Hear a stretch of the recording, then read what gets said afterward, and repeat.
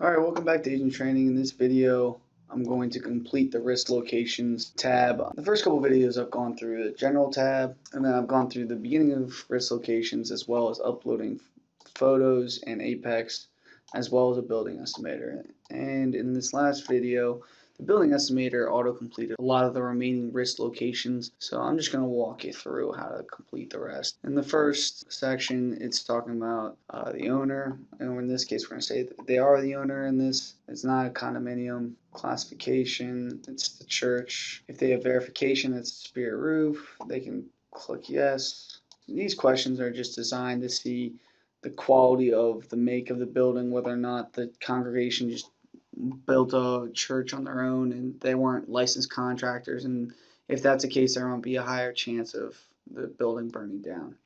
Alright, in the coverage format section, you can do one of two things. One, you can just have it as schedule values.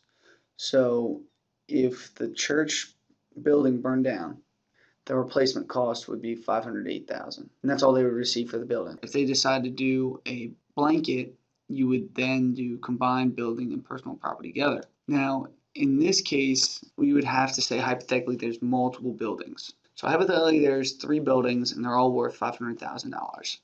So if one building burns down, they would have up to a $1.5 million limit to replace that one building, and that's the blanket policy.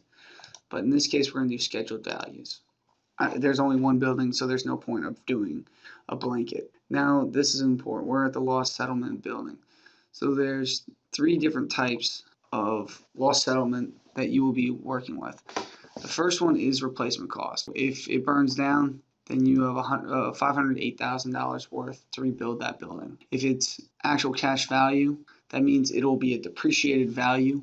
In this situation, it's going to be $455,000. Then finally, there's broadened valuation, which I mentioned in the last video. But what that does is it would add 25% on top of the building value, what it is.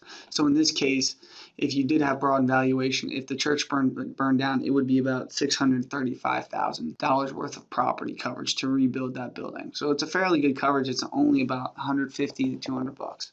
Now, if you do have broad valuation, you can take the automatic increase of the building off, and you can make that 0. This is going to be our personal property. This is what we have listed right now. But a rule of thumb for our personal property is we normally want to have about 10 to 20% of contents for the building. In this case, 101,000. It's about roughly 20%. There's no broadened valuation for contents policy.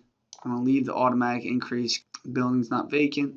There's no commercial cooking open to the public. So the sprinkler area is something that you filled out in the building estimator, and then it's translated to the risk locations tab. So this is how much is covered by sprinklers. Now, if there are alarms, there's also a discount for that as well.